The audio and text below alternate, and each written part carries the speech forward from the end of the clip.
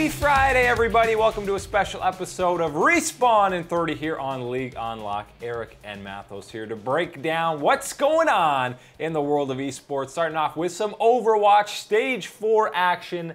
The London Spitfire have looked bad for a while now, but they finally got a okay win, decent win, 3-2 in day 2 of Stage 4 action. They didn't look particularly crap at all. I'm stunned. We'll get into why they didn't look particularly crap at all in a little bit, but this is the best that the Shock has ever been.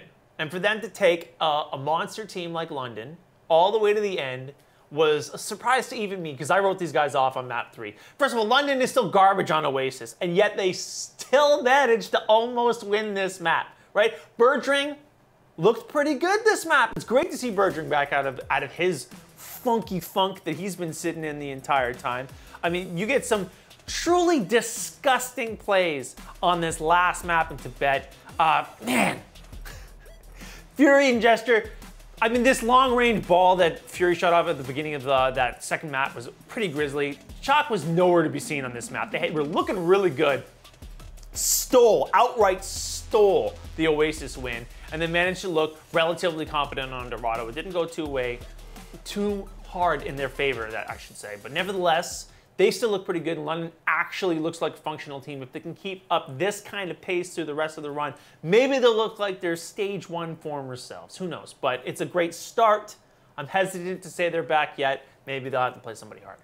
And obviously, one of the big changes they made coming into this week is they decided to bench pretty much half of their roster and stick with a core starting lineup. And so far, so good. These guys are inactive for the rest of the season. Yeah, so they're riding these guys. They're done. Not only are they inactive for the rest of the season, but they're basically sitting there as primo cash money real estate when you trade them off to whoever you need to in the expansion process come Season 2 of the Owl.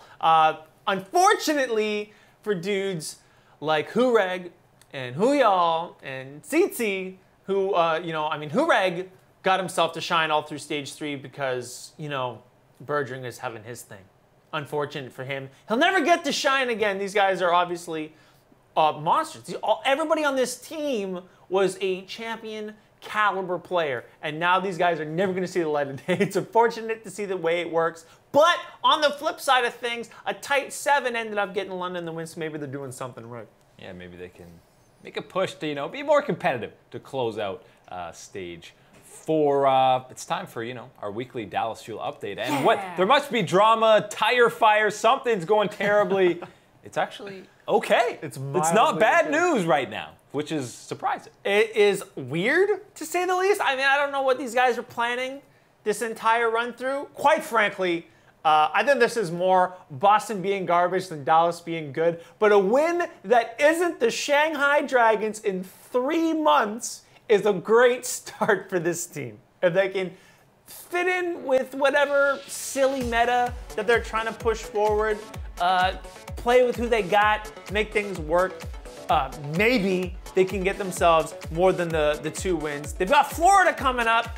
I mean, Florida is always potentially a free win and possibly Shanghai Dragons' only chance for victory coming out of this particular stage. But on the flip side of things, Boston looked like garbage. And Taimu at the end of that pretty much hit the nail on the head. You sit on Striker because he can't play Tracer as long as there's a Brigitte in the game, and you break them. And they had to lean on mistakes. Mistakes doesn't work. That synergy that was getting them through with Gamsu on the flip in Stage 3 and the tail end of Stage 2, that was getting them paid left, right, and center. So none of that exists anymore. Boston is going to have to dig themselves out of a pretty big hole. Yeah, and talking about those Uprising, started 0-3. The Valiant are 3-0. They're playing later tonight. Any chance Boston can get their first win for the team that was in the Stage 3 finals? No! Chance. 0. Absolutely not. No, they're done. Pack it up, boys. They're done the entire season. Oh, I don't know if they're done the entire season because they still have weaker teams that they could play. Valiant's always gets an easy schedule to start off these stages, and then they sort of peter off because then they have to play the Murderers. And now that London's back in full effect, that the Murderer gap to the free box wins is increasing ever so slightly. Valiant, nonetheless, has looked very good. Boston, as we just went over twice, they're garbage right now. So I think this is going to be a free win. A free win for Valiant 4-0. But, I mean, realistically, free within the confines of the game. Maybe a 3-2. Ooh. But, no, let's be real. Like, the way that Boston's playing right now, it's probably going to be a 4-0. It's pretty insane the drop-off they had from Stage 3. Even if it's a different meta, you think you could adapt. It's a wild and crazy world when you get rid of the only character that actually carried you through. Like, Tracer's so important for a lot of these guys in Stage 3. That's why you're never going to see Bunny play again, speaking of the Valiant. He's like got 2% maybe on any other character in his entire career. He's played Tracer for 98% of his time played in a server. So, like, you're never going to see him again this set, that's for sure. Yeah, it feels bad, man, so far for Boston in Stage 4. Viewership across the Overwatch League, it was going down towards the end of Stage 3. Then it bumped up for the playoffs. And now it's down 15% in Stage 4. Some people are panicking. Oh, no. No panic. There's no panic. It is kind of like everybody loves it when things that they want to see fail. Trust me, that's why we talk about the Dallas Fuel every week. I love failure. But in this case, it's, you know, end of season woes. Some people want to attribute the fact that the NYXL are so dominant in their run right now that there's not a single chance for anyone else to catch up. That is a fact, but I don't know if it really crushes viewers. More often than not, it just comes down to the fact that we are like 33 games into a 40-game season before a month long of playoffs. People are just worn out. The players are worn out. The staff for the teams are worn out. The broadcasting crew is worn out.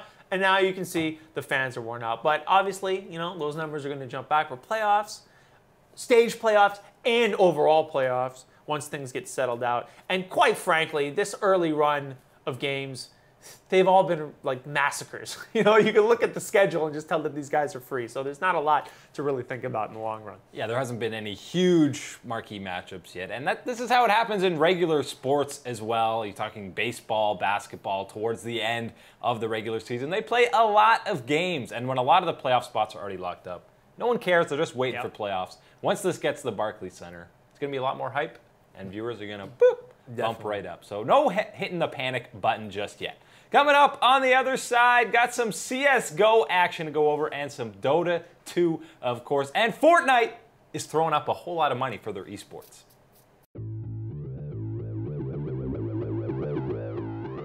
Hello, friends. Welcome back to Respawn in 30 on League Unlocked. Hope you're enjoying your Friday as much as Mathos and I, because I'm loving it. Talk a little esports action.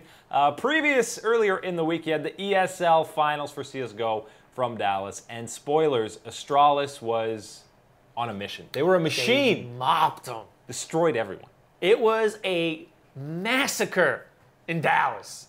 So first and foremost, they only dropped one map to Team Liquid. And by the first game on Dust 2, you wouldn't even think that was possible, considering they absolutely shellacked these guys 16-1. And that's the worst game I've ever seen in professional Counter-Strike. And I've only been doing this for a year. Nevertheless, Liquid got themselves their feet underneath them again, and they started going to town. And they did the best that they possibly could to make this a competitive set. They ended up going a couple 14-16s in one of them in their favor. And unfortunately, even when dropping 10-1 in total rounds, losing both pistols and dropping a 5-1 lead in both halves, Astralis still mopped them. They've got this game solved. They're clearly the best team on the planet. No one is going to come close. And what's unfortunate for Liquid is they look great overall in this entire map. They look great in the tournament. They've got themselves a lot of opportunities here to shine. But when Astralis is this good, unfortunately, Liquid's still going to be stuck in their shadow, and there isn't anyone right now in the entire scene that's going to touch them for free. Yeah, I think going forward, Astralis is kind of going to be their own worst enemy. If they play at this level, boop, easy run around that they're going to win an entire event.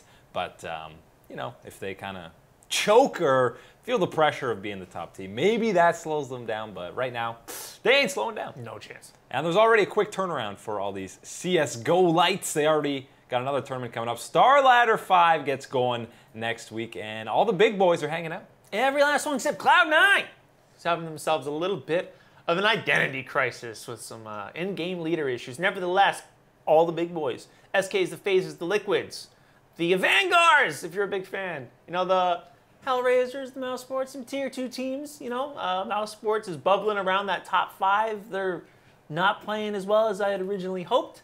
You can go back in the early days of this show and see how much of a fool I look. Nevertheless, it is your classic Starladder Swiss Best of 3 format. Starts on Monday, and if you're loving some Counter-Strike, it will be on every single day for what feels like a year. In actuality, it'll be a full week, and it should be a sweet ride nonetheless. A lot of these guys need to put on some good showings, give themselves some confidence boosts. SK looking at you. Na'Vi, maybe you guys can learn how to play when Simple isn't going absolutely nuclear. Who knows? But it all starts up on Monday, and it should be a good time for anybody who's passionate about some StarCraft. Yep, some Counter-Strike.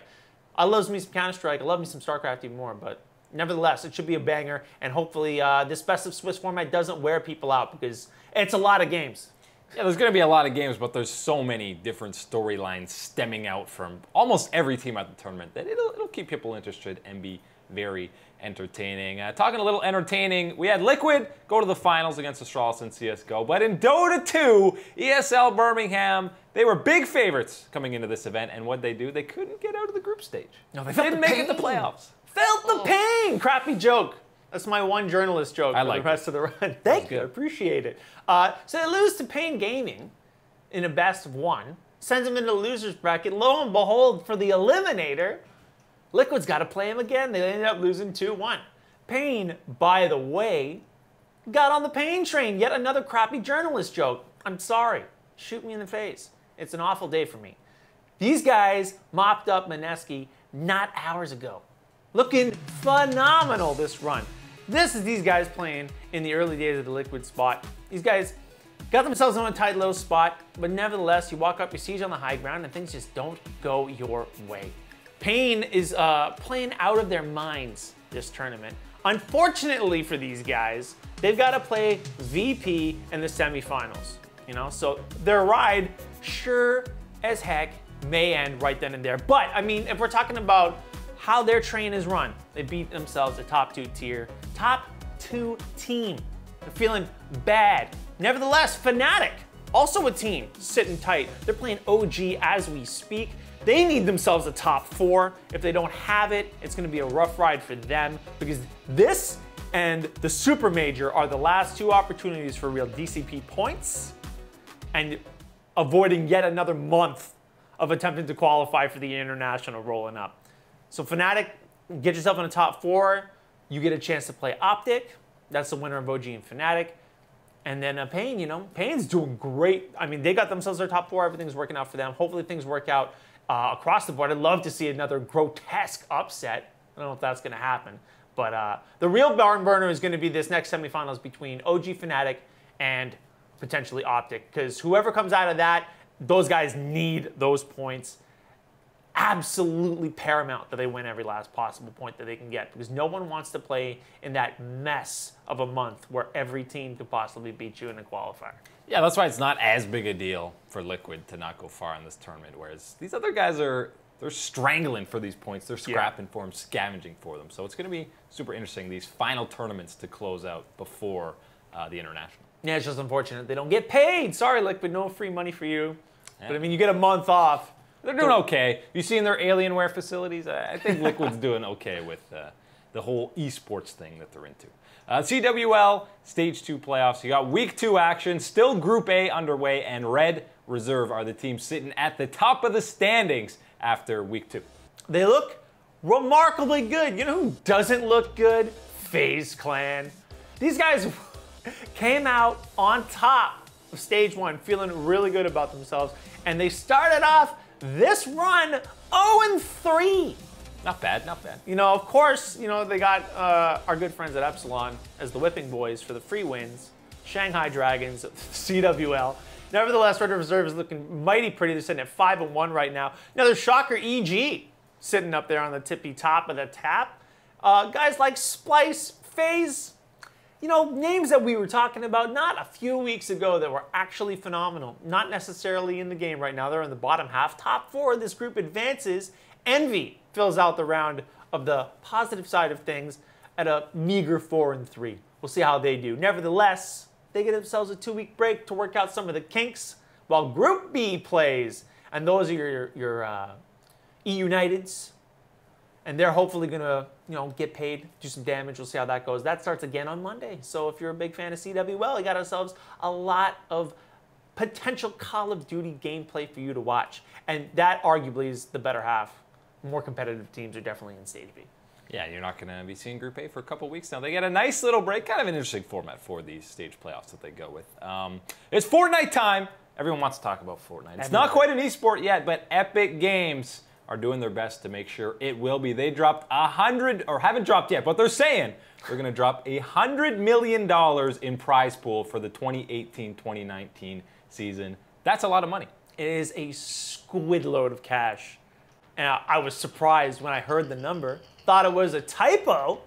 In actuality, they just make $300 million a month. So this is really peanuts for the boys at Epic Games of Fortnite. We don't even know what the league format will be. We have no idea what's going on at all in terms of how the structure will play out. But, the classic teams have already signed themselves up. You got your EGs and your NVs and your so on and so forth. The real banger is that everybody thinks that the game is free. So a lot of guys have already jumped on Twitter saying that they're going to quit. Well, I'm retiring my XYZ game, and I'm coming for that cash. Too bad you were trashing your other game. You're still trashing this one, so good luck making any kind of change. But, the real potential here, all smattering of people who are crap aside, is the potential for casual gamers to get themselves a piece of this cheddar. Because not only if these tournaments start spreading cash online does it boost up the esports scene, it boosts up the casual guys. Random Joe Blow can jump in and get in. And it also creates inter-developer competition. Because when $100 million is thrown into the middle of a room and they're like, hey, we're funding all of our online tournaments, what are you doing? Everyone else has to sit there with their pockets turned out going, what are we doing?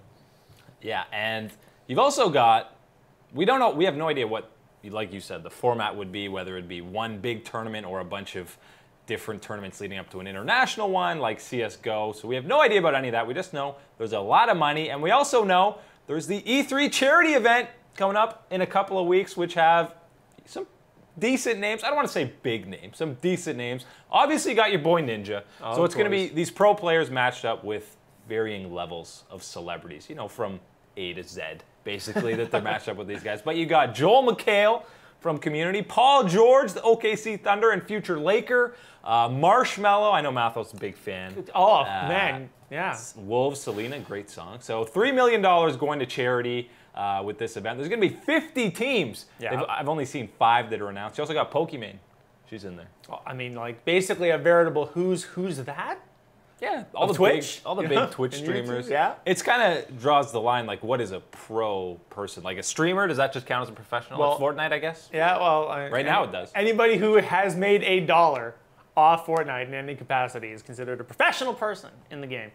So there's quite a few pro players. Nevertheless, $3 million for charity, not something to snuff at. As much as I like to crap on this game. Yeah, and it did again top the numbers on Twitch for the upteenth straight week. It's still dominating everywhere. Coming up after the break, we go over a little Get On My Level right here in Toronto for some Smash, and we got your clip of the week.